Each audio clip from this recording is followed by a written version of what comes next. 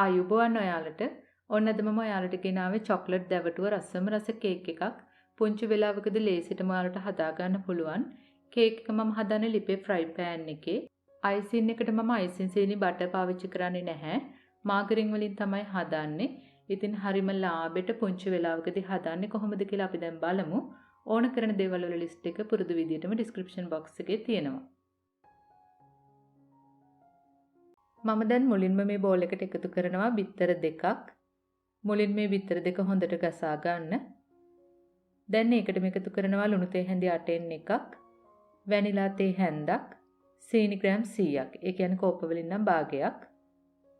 දැන් සීනි ටික භාගයට දිය වෙන තුරු මෙන්න මේ වගේ හොඳට විස්ක් කරන්න.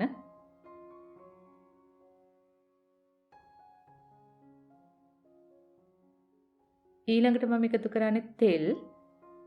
සුවඳක් පාටක් නැති තෙල් වලින් කෝප්ප කාලක්, ඒ කියන්නේ මේස හැඳි වලින් නම් 4ක් ඔයාලා එකතු කරන්න.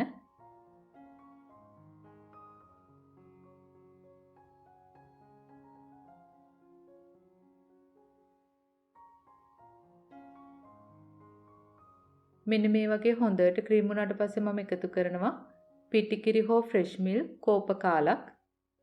කෝප්ප කාලක් කියන්නේ මිලිලීටර් වලින් 60යි.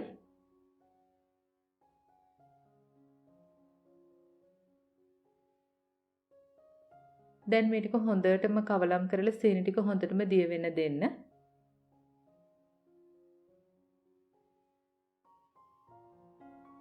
සීනි ටික හොඳටම දිය වුණාට පස්සේ මම එකතු කරනවා පාන් පිටි ග්‍රෑම් 110ක්, බේකින් පවුඩර් තේ හැඳි 3 කාලක්. මේ ටික දැන් ඔයාලා හොඳට හලා ගන්න. ඊළඟට මේ විදිහට එකම පැත්තට විස්ක් කර ගන්න.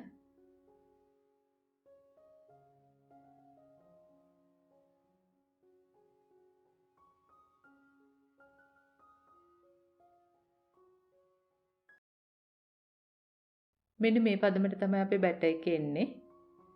මම දැන් මුලින්ම මේ මිශ්‍රණය කොටස් දෙකකට වෙන් කර ගන්නවා.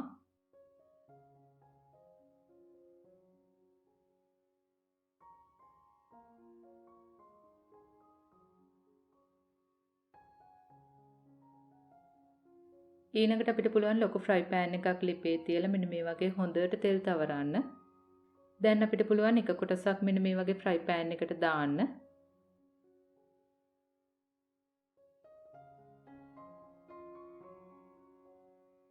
ඊළඟට අඩුම ගින්දරේ පියන වහලා මේක හොඳට හැදෙන්න තියන්න.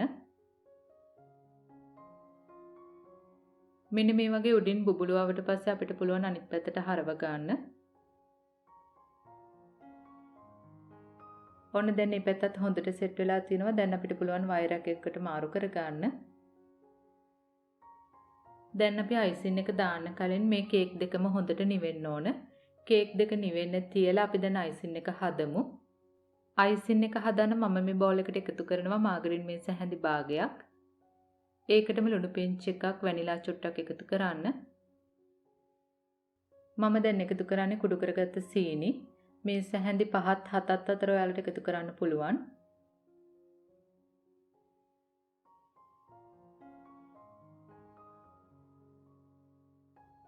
කැමති නම් ගෙදර තියෙනවා නම් ඔයාලට පුළුවන් කෝන් පිටි එකතු කරන්න. මේස හැන්දක් විතර එකතු කරන්න. දැන් මේ ටික ඔක්කොම කවලම් කරලා මෙන්න මේ වගේ අයිසින් එක හදා ගන්න.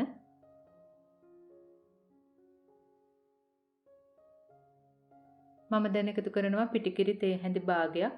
ෆ්‍රෙෂ් මිල්ක් හෝ පිටිකිරි වලට ගන්න පුළුවන්. දැන් හොඳට කවලම් කරලා මෙන්න මේ වගේ අපේ අයිසින් එක හදා ගන්න.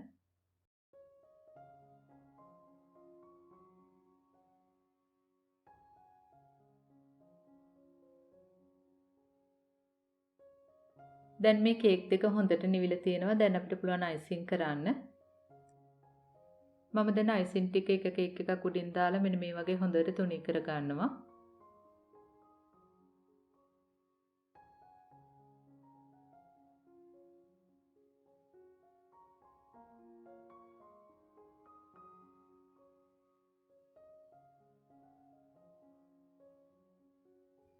දැන් දෙවෙනි කේක් ලේයර් එක මේ වගේ උඩින් තියන්න. ඊළඟට අපිට පුළුවන් මෙන්න මේ වගේ කොටු හැඩයට කපා ගන්න.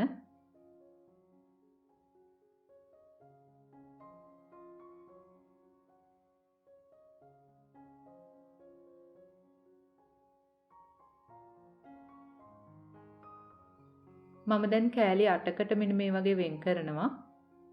මීට වඩා පොඩියට ඔයාලට කෑලි 10කට 12කට උනත් වෙන් කරන්න පුළුවන්.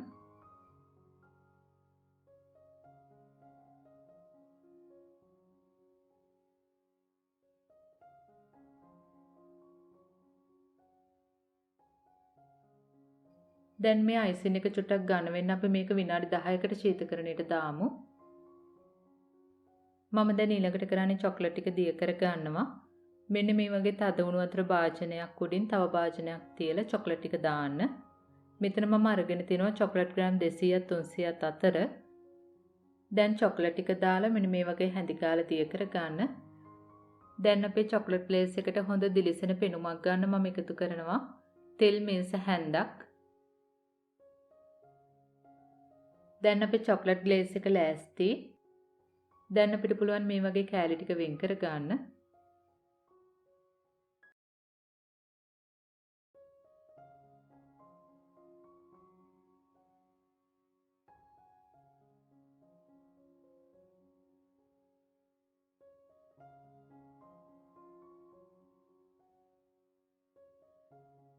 මම දැන් කරන්නේ එක එක අරගෙන මෙන්න මේ වගේ චොක්ලට් ග්ලේස් එකේ හොඳට දවට ගන්නවා.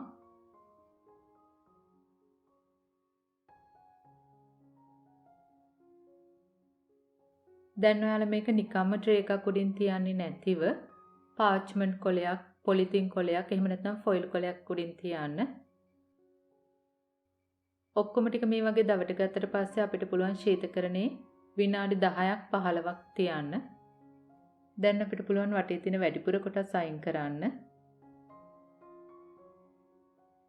මම දැන් ඔයාලට පෙන්නන්නම් කොහොමද ඇතුළේ තියෙන්නේ කියලා. මෙන්න මේ වගේ අයිසින් කේක් එකක් චොක්ලට් වලින් දවට ගත්ත රසම රස අතුරුපසක්. ඉතින් හරිම පුංචි වෙලාවකදී ඔයාලට හදාන්න පුළුවන්. ලිපේ ෆ්‍රයි පෑන් එකේ මහන්සි වෙන්නේ නැතිව ඔයාලට හදාන්න පුළුවන්. මේක ගොඩාක්ම රසවත්, ගොඩාක්ම වෙනස් අත්දැකීමක් වේවි ඔයාලට. ඉතින් මීට කලින් මම රවුන්ඩ් හැඩයට මේවා හදන්නේ කොහොමද කියලා ඔයාලට කියලා දුන්නා. ඉතින් මේ වීඩියෝ ලින්ක් එකත් මම ඩිස්ක්‍රිප්ෂන් බොක්ස් එකට දාන්නම්. ඔයාලා එතනින් බලන්න. ඉතින් ඔයාලත් මේ විදිහට හදලා බලන්න. මේ ගැන ගැටළු යෝජනා තියෙනවා නම් පහලින් කමෙන්ට් එකක් දාන්න. අපි ආයෙත් මේ වගේම රසබර වීඩියෝ එකකින් හමු වෙමු. එතකන් ඔයාලට සුබ දවසක්. ස්තුතියි.